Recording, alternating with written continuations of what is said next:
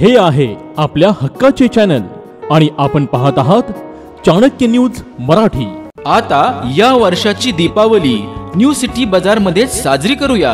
गेली 15 वर्षाची विश्वासाची अखंड परंपरा असलेली न्यू सिटी बाजार, सर्व काही एकाच छताखाली। आणि हो, न्यू सिटी बाजार घेऊन येत आहे खास दिवाळीसाठी बंपर ऑफर। 3000च्या पुढील खरेदीवर आकर्षक भेटवस्तू 100%। मग वाट कसली पाहताय? येताय ना आपल्या दीपावलीची खरेदी करायला न्यू सिटी बाजार मध्ये। आमचा पत्ता न्यू सिटी बाजार, D.ED चौक, फलटण। संपर्कासाठी मोबाईल 9822 38 23 77। नमस्कार, मी स्वप्नाली। आज आपण कुमारी प्राजक्ता रमेश कुचेकर यांच्या शालेय जीवन प्रवास ते कृषी मंडल अधिकारी इथपर्यंतचा त्यांचा प्रवासाबद्दल आपण त्यांच्याशी चर्चा करणार आहोत।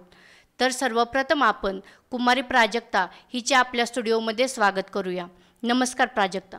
नमस्कार प्राजक्ता, तुझे शालेय शिक्षण कुठे झाले याबद्दल तू काय सांगू शकतेस? माझं शालेय शिक्षण फलटण तालुक्यातील साखरवाडी या छोट्याशा गावातून झालेलं आहे।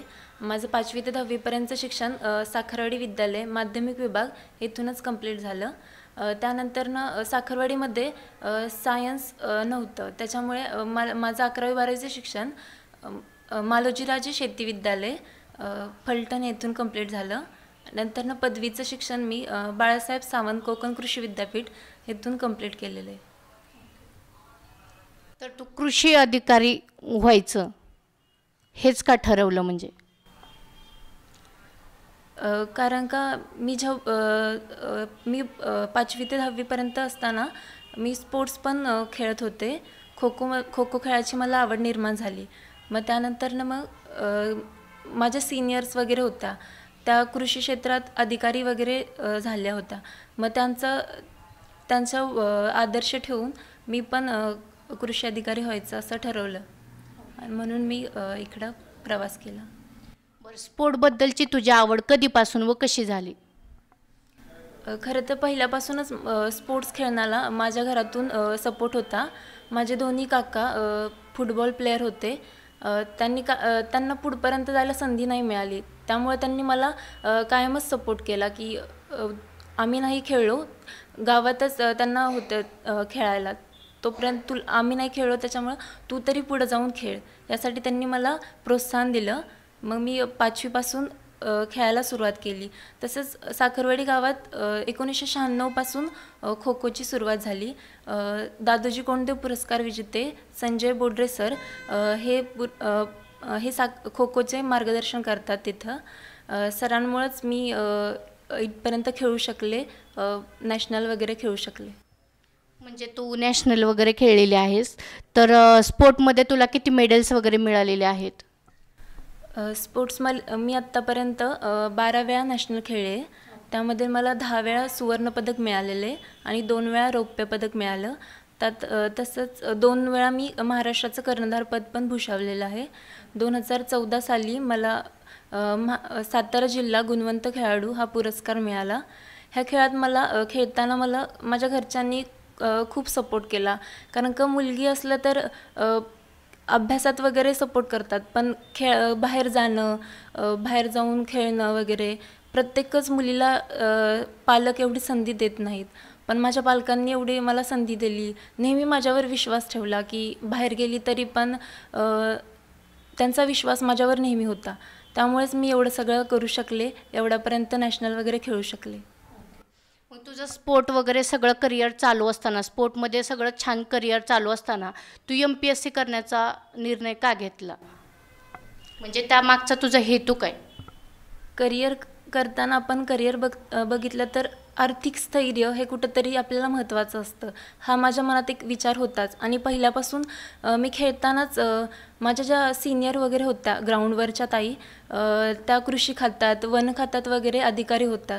तसेच माझा मामा आत्ता माध्यमिकमध्ये शिक्षणाधिकारी या पदावर आहे। तसेच माझे काकाही कृषी अधिकारी म्हणून आहेत। मग ह्या सगळ्यांचा आदर्श ठेवूनच मी पहिल्यापासूनच ठरलं होतं की आपल्याला पण अधिकारी व्हायचंच आहे, म्हणून मी त्या दृष्टीनं मग मी पुढं MPSCचा अभ्यास सुरू केला। MPSC अभ्यास सुरू असताना तू नवीन विद्यार्थ्यांना जे आत्ता MPSC वगैरे करतात त्यांना तू मार्गदर्शन काय सांगू शकते? मी माझं पहिलं सांगेल की मी 2019 पासून सुरुवात केली अभ्यासाला आणि माझी परीक्षा 2022ला मी पास झाले. तर ह्या सगळ्या प्रोसेसमध्ये जास्त करून आपला संयम हा खूप महत्त्वाचा आहे. कारण ह्या परीक्षेचे 3 टप्पे आहेत: पूर्वपरीक्षा, मुख्य परीक्षा आणि मुलाखत. हे 3 टप्पे पार करूनच आपण आपला रिझल्ट येतो. पण ह्या सगळ्या प्रोसेसमध्ये आपण कुठं खचून न जाता संयम खूप इम्पॉर्टंट आहे. तसेच ह्या सातत्य, अभ्यासामध्ये नेहमी सातत्य ठेवलं तर आपण इथपर्यंत पोचतो. आणि चिकाटी तर असलीच पाहिजे आणि स्वतःवरचा आत्मविश्वास हा पण खूप महत्त्वाचा आहे. त्यामुळेच मी इथपर्यंत पोचू शकले. आणि नवीन विद्यार्थ्यांना पण मी हेच सांगेल की संयम, चिकाटी, जिद्द, आत्मविश्वास ह्या गोष्टी ठेवाच. त्याचबरोबर आपण हे सगळं करताना आपला प्लॅन बी पण असला पाहिजे. कारण का MPSC स्पर्धा परीक्षा हेच पूर्ण जीवन नाही आहे, पूर्ण आयुष्य नाही आहे आपलं. यामधून MPSC सोडून पण दुसरे पण क्षेत्र आहेत की त्यामध्ये पण आपल्याला खूप संधी आहेत. तर तिथं पण MPSCमध्ये पण प्रयत्न केला पाहिजे. पण नाही झालं तर दुसऱ्या संधीकडे पण आपण लक्ष दिलं पाहिजे. म्हणजे विद्यार्थ्यांनी खचून न जाता MPSC जरी पहिल्यांदा अपयश वगैरे आलं तरी खचून न जाता दुसऱ्या पण परीक्षा वगैरे दिल्या पाहिजेत. बरोबर? हो. मी माझ्याबद्दल सांगेल. ह्या एक्झामचीच मी 2021ला पहिल्यांदा परीक्षा दिलेली होती. पण त्यामध्ये मला यश नाही आलं. मी पूर्वपरीक्षा पास झाले पण मुख्य परीक्षेमध्ये मी पास होऊ शकले नाही. मग परत 2022ला मी सेकंड अटेम्प्ट दिला. यामध्ये मी पूर्वपरीक्षा, मुख्य परीक्षा तसेच मुलाखत हे 3 टप्पे पार केले. आणि मग त्यानंतर ना माझी कृषी मंडळ अधिकारी यापदी निवड झाली. तर हा होता प्राजक्ताचा जीवन प्रवास. तर तिच्या या सांगण्यातून आले की माणसाने जिद्द हरली नाही पाहिजे. प्रत्येक गोष्टीत अपयश ही यशाची पहिली पायरी आहे आणि अपयश हे प्रत्येकालाच येतं. कोणीही पहिल्या प्रयत्नात यशस्वी होत नाही. तर प्रत्येक विद्यार्थ्याने खचून न जाता प्रत्येक वेळी दुसरी पण गोष्टीचा विचार करून दुसऱ्या परीक्षा वगैरे दिल्या पाहिजेत.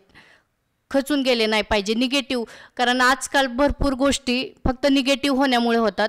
तर प्राजक्ताने जसं तिच्याबद्दल सांगितलं, ती पहिल्या अटेम्प्टमध्ये पास नाही झाली पण तिने दुसऱ्यांदा तो प्रयत्न केला आणि नंतर ती क्लिअर पास वगैरे झाली. तिचा तो सक्सेस तिनं मिळवलं.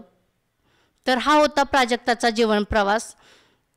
तर अशाच मुलाखती आपल्याला पाहण्यासाठी पाहत राहा चाणक्य न्यूज मराठी. स्वप्नातला बंगला हवा तर प्लॉट ग्रीन व्ह्यू सिटी मध्येच हवा. फलटण शहरापासून अगदी थोड्याच अंतरावर असलेले ग्रीन व्ह्यू सिटी हीच ती वेळ योग्य प्लॉट घेण्याची. Green view city, Kurwali, Khurd. Booking संपर्क विनोद भाडगे. मोबाईल 9922 64 31 04. सुरू करा दिवाळीची तयारी. श्रीराम बाजार मधूनच करा खरेदी. कारण थोडकी नव्हे, या वर्षी आहेत तब्बल 16,887 बक्षिसांची आतिषबाजी. Honda Shine, Honda Activa, smart HD TV, fridge, washing machine, आटा चक्की, सोन्याच्या अंगठीसह एकूण 16,887 बक्षिसांचा हंगामा. याशिवाय 2,000 रुपये आणि त्यापुढील खरेदीवर शॉपिंग बॅग फ्री. श्रीराम बाजार, फलटण.